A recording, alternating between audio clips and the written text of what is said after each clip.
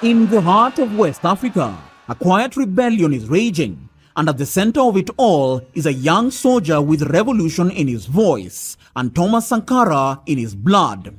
He came to power through a coup d'etat, but not the kind the West supports, not the kind backed by IMF loans or photo ops in Paris. In just months, he did what few African leaders have dared to try: expelled the French military, tore up military agreements, cut ties with Western financiers, and called out decades of neocolonialism masked with freedom. To his supporters, he's the second coming of Thomas Sankara. To his enemies, he's a dangerous insurgent with Pan-African agenda, and now they call him dangerous. Ibrahim Traoré isn't just changing his country, he's challenging the global order and inspiring a new wave of African defiance. From Burkina Faso to the Sahel to the rest of the continent, his name is chanted by the defiant and feared by the powerful. But who exactly is Ibrahim Traoré? What does he want, and why is the West scrambling to contain his rise? To understand Ibrahim Traoré, you need to understand the land he comes from, a country that has buried more revolutions than any other on the continent. Burkina Faso, formerly Upper Volta, was renamed by Thomas Sankara, the iconic anti-imperialist who ruled in the 1980s. Burkina Faso means land of upright people, but since Sankara's assassination in 1987, orchestrated with foreign complicity, the country has been anything but upright. Over the past decade, Burkina Faso has cycled through 5 heads of state, weathered multiple coups, and seen large parts of its territory fall to jihadist insurgents, despite millions of dollars in Western security support. In the midst of the chaos emerged Captain Ibrahim Traoré, a soldier trained in the University of Ouagadougou and a seasoned artillery officer. He served in the northern Sahel, where villages were routinely torched by terrorists and citizens left unprotected by the state. But unlike many in the officer class, Traoré didn't just take orders, he started asking questions. Why, despite billions in aid, was Burkina Faso losing territory every week? Why were French troops stationed in the country if attacks were only growing? Why was the country consistently topping lists of the world's most neglected displacement crisis, with nearly 10% of its population forced to flee their homes due to violence and insecurity? And why were the nation's mines being drained by foreign companies while citizens couldn't access basic needs? Aucun sacrifice ne sera de trop. No sacrifice will be too great to take this country out of the situation in which it finds itself. So, our commitment is for a return to peace, and our compass will always be the people. This wasn't just a coup, it was a declaration of disobedience. Traoré framed it as a rectification of the previous military administration led by Paul Henry Damiba, who many accused of being too cozy with the West and too hesitant to break old ties. With no background in politics and no financial elite behind him, Traoré leaned on something much older: Burkinabe patriotism and the spirit of Sankara. He began echoing Sankara's speeches, nationalizing narratives, and urging youth to rise, not with weapons, but with tools, imagination, and hope. But hope alone isn't what makes the West nervous. It's what came next that turned Traoré into a geopolitical threat. Since gaining independence in 1960, according to data from the Africa Center for Strategic Studies, Burkina Faso has seen more coups than any other African nation, a whopping 9 successful coups with at least a dozen failed attempts. In 1966, Colonel Sangoulé Lazimana overthrows President Maurice Yamego after mass protests against austerity and authoritarianism. France keeps close diplomatic ties, no sanctions, no outrage. In 1980, Colonel Saye Zabo topples Lamizana in another military coup, another military man, another promise of reform. But the economy stalls and foreign aid becomes the lifeline. In 1982, Major Dr. Jean-Baptiste Ouedraogo overthrows Zabo, promising reform.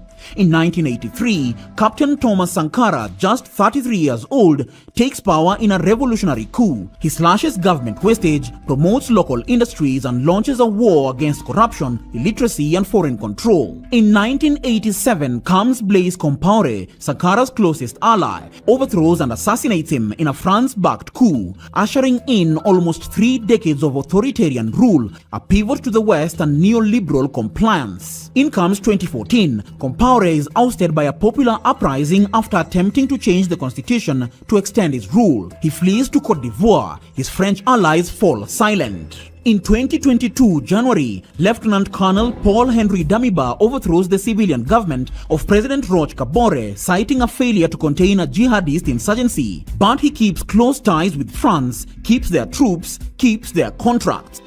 And in 2022 September, Captain Ibrahim Traoré overthrows Damiba in a counter-coup, accusing him of betraying revolutionary ideals and protecting foreign interests. Despite all these coups and counter-coups, everything changed for the country in 1987. That's when Thomas Sankara was gunned down and ousted in a coup plotted by his closest ally, Blaise Compaoré. The revolution that once threatened French mining contracts and Western dominance in Africa was silenced, and a puppet regime was installed. For 27 years, Compaoré ruled with the invincible to the naked eye approval of Western powers. Burkina Faso opened its goldfields to foreign corporations, privatized state industries, and Françafrique was in full control. Burkina Faso became what scholars called a semi-sovereign state, outwardly independent but internally guided by external levers. Born in 1988, a year after Sankara's assassination, Ibrahim Traoré grew up under the Compaoré government. But unlike many of his generation who fled abroad or retreated into silence, Traoré chose to serve.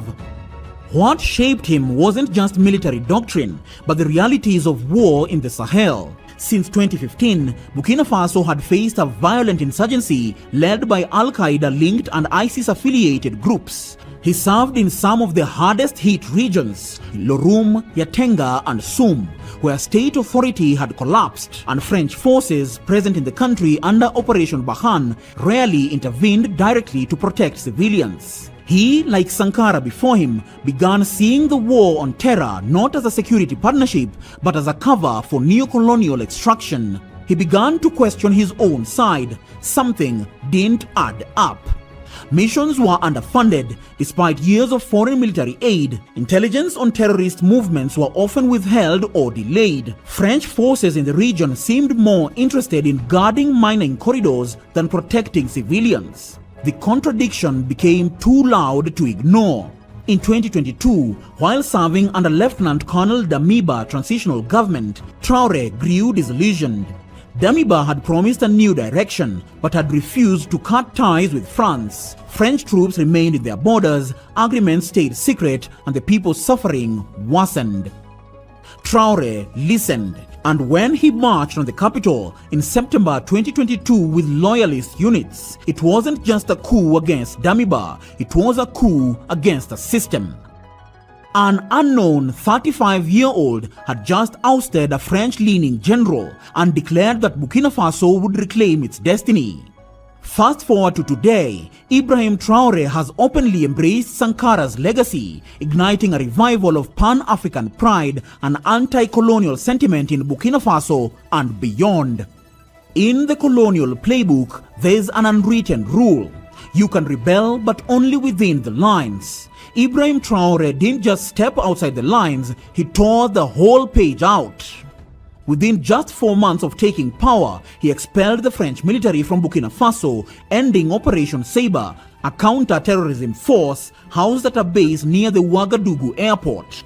He also terminated a 1961 military agreement that allowed French forces to intervene at will in Burkina's internal affairs, a relic of colonial-era cooperation in quotes, deals still active across francophone Africa. Aucun d'entre eux ne serait aujourd'hui avec un pays souverain si l'armée française ne s'était pas déployée dans cette région. Nous avions une relation sécuritaire. Elle était de deux natures en vérité.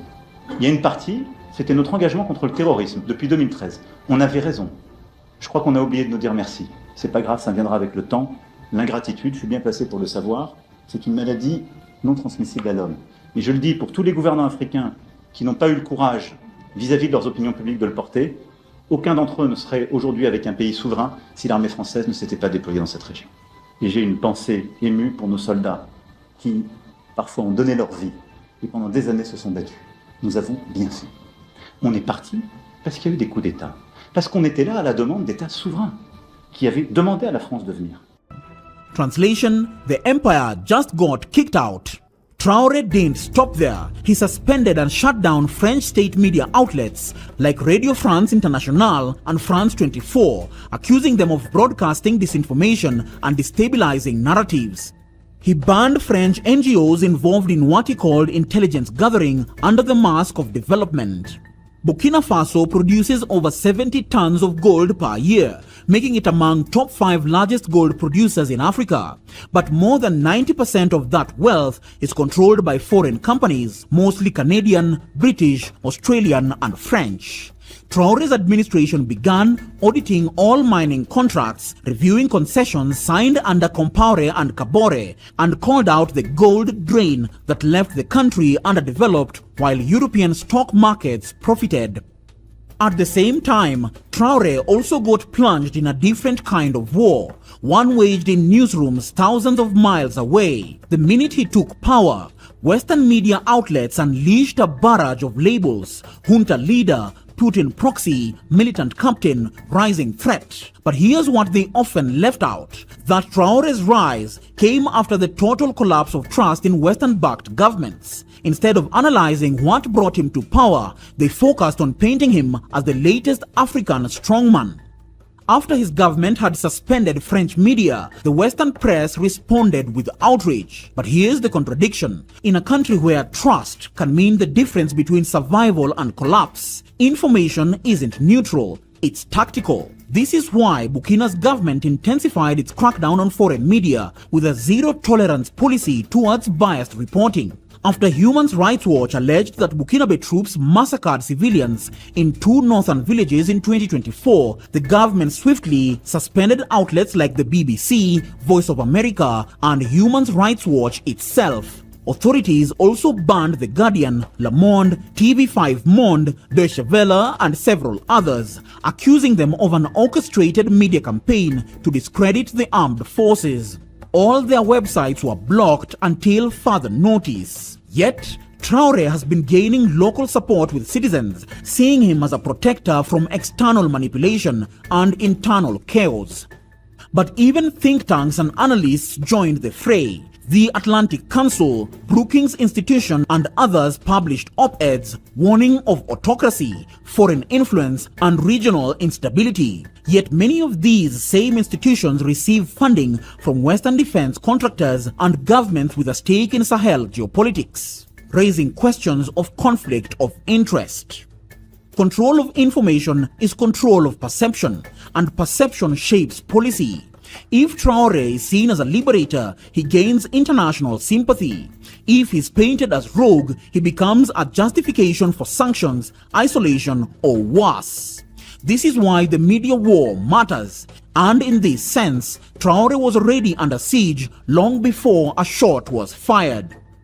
What truly frightens the West is Traoré's vision of a Burkina Faso and a wider Africa free from foreign dependency. His policies echo Sankara's philosophy of self-sufficiency, food security, and military independence. For decades, Western economies thrived off of Africa's dependence. Traoré's Burkina Faso threatens that economic model, serving as an inspiration for African countries longing for real independence. Then came the coup and assassination attempts. In December 2023, rumors of an attempted ouster of Captain Traoré circulated widely. Though never officially confirmed, diplomatic sources cited increased US satellite surveillance over Ouagadougou around the same period.